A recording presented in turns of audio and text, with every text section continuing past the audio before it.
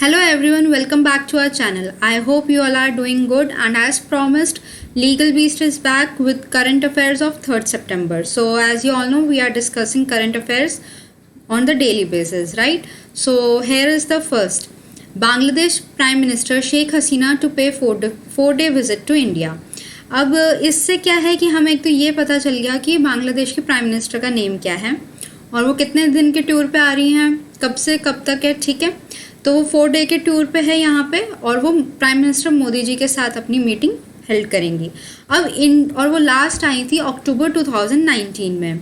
Okay, अब India की side से कौन कौन बांग्लादेश विजिट कर चुका है?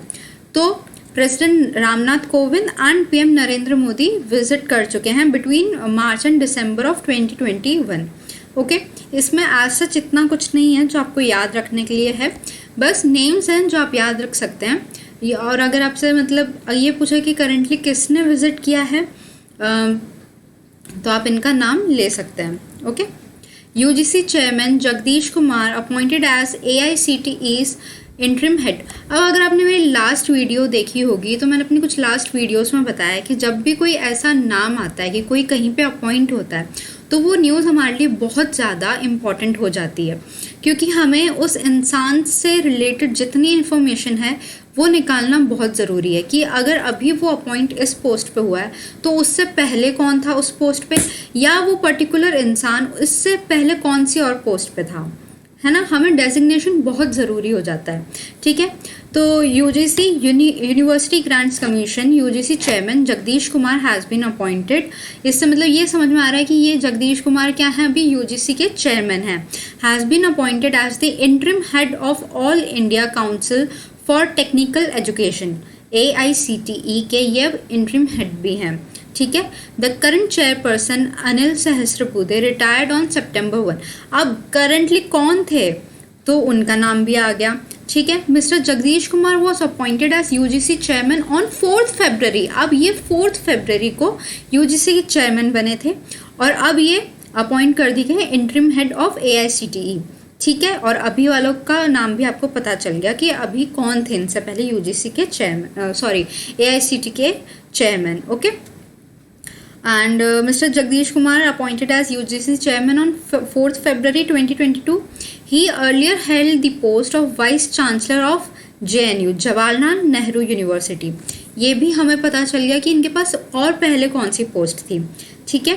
तो आपको ऐसे अपना जो है पूरा मटेरियल तैयार करना है कि अगर आपको एक नेम पता चला है, एक डेजिग्नेशन पता चली, तो उससे आप उस रिलेटेड कितनी चीज़ें और निकाल सकते हैं।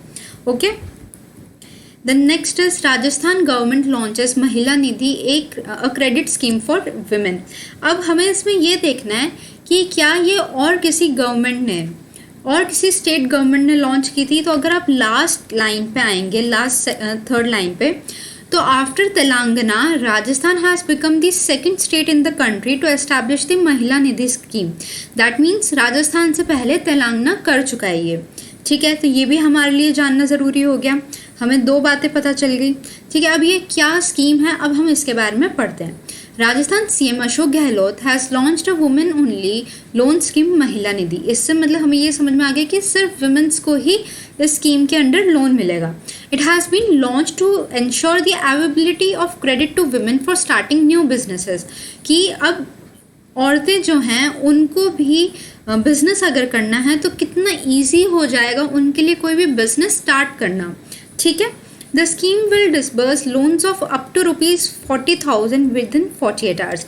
अगर आपको 40,000 तक का लोन लेना है तो वो 48 आवर्स के अंदर आपका क्लियर हो जाएगा, ठीक है। और अगर 40,000 के ऊपर है तो that will take around 15 days approximately, ठीक है। तो ये है महिला निधि स्कीम के बारे में। और जैसे कि तेलंगाना फर्स्ट स्टेट है, उसके बाद राजस्थान सेकंड स्टेट है जिन्होंने इस स्कीम को अप्लाई किया है।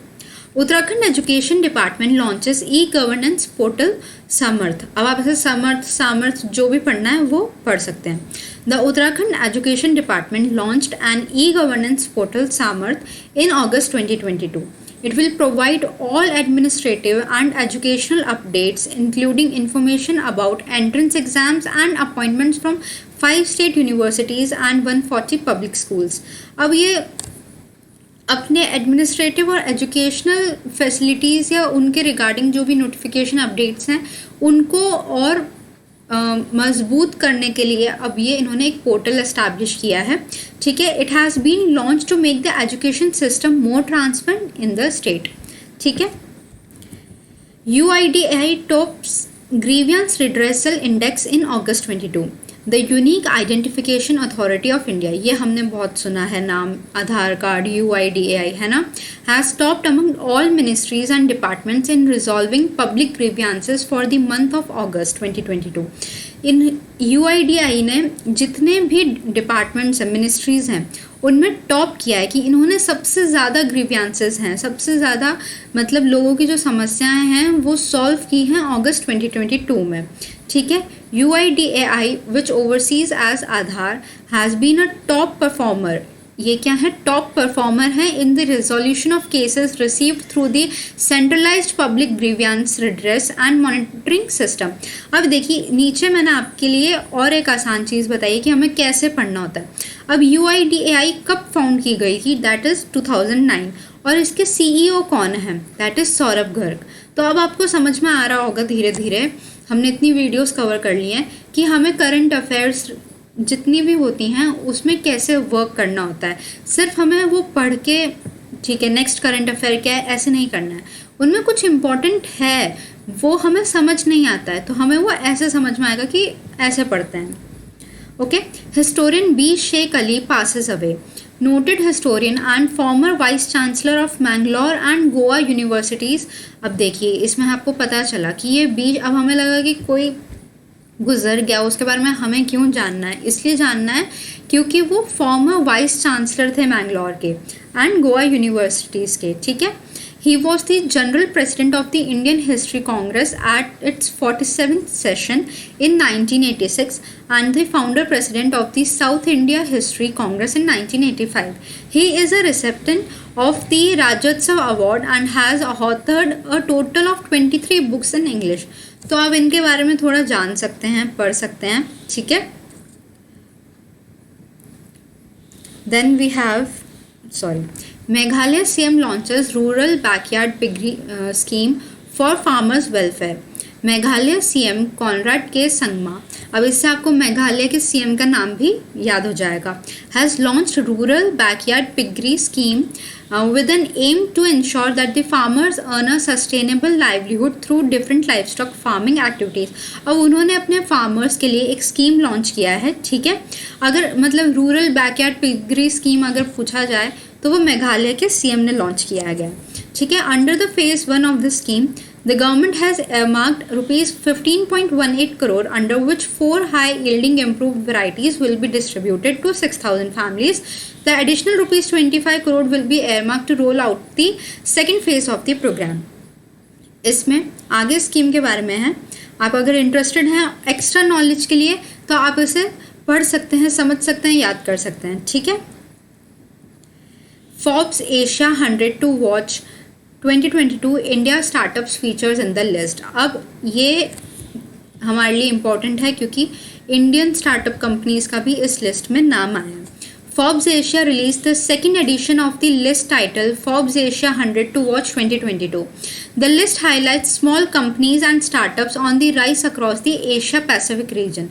ठीक है, अब इस लिस्ट में जितने भी एशिया पैसिफिक रीजन हैं उसमें जितनी भी स्मॉल कंपनीज या स्टार्टअप्स हैं उनको मेंशन किया गया है, ठीक है, उनके नाम है इस लिस्ट में। The list for 2022 featured 11 startup companies from India. India से कितनी कंपनीज इसमें फीचर की गई हैं, that is 11 companies from India along with 19 companies from Singapore. 19 companies Singapore की है, followed by 16 startup from Hong Kong and 15 from south Korea and 13 from China. According to Forbes, 15 countries and territories are represented across 11 categories that include biotechnology, healthcare, e-commerce, retail and finance। इन सबसे related ये companies या startups इसमें mention किए गए हैं, ठीक है। India overtake UK to become world's 5th biggest economy. अब इस वाली स्लाइड में जाने से पहले आपको नॉर्मल एक अप्रॉक्स ये याद होना चाहिए इस वाले में, फोर्ब्स वाले में, कि इंडिया की कितनी हुई हैं और कौन सी हम देख रहे हैं। हांगकांग है, सिंगापुर है, साउथ कोरिया है, चाइना है, इनके भी आपको एक बार नंबर पता होने चाहिए, ठीक है। ऑल्दो इंडिया का इम्पोर्टेंट है, लेकिन बाद साथ में और किन किन का है वो भी हमें पता होना चाहिए। तो अब इंडिया ने ओवरटेक कर लिया है यूके को, ठीक है। India leaped past the UK in the final 3 months of 2021 to become the 5th biggest economy according to a report by Bloomberg.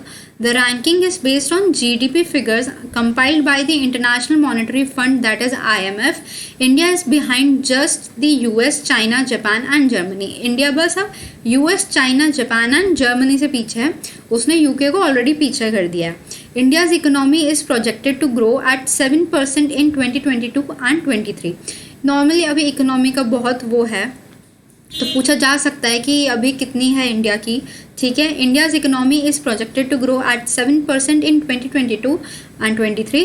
India registered a growth of 8.7% in 2021 and 22, ठीक है।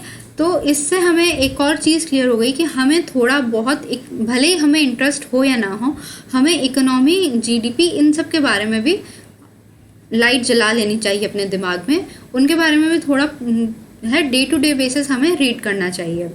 Okay, so that's all for today, and if you have any query regarding the LLM, judiciary and semester classes, you can contact us. As you all know, number is given below in the description box, so you can all contact us, and batches are starting.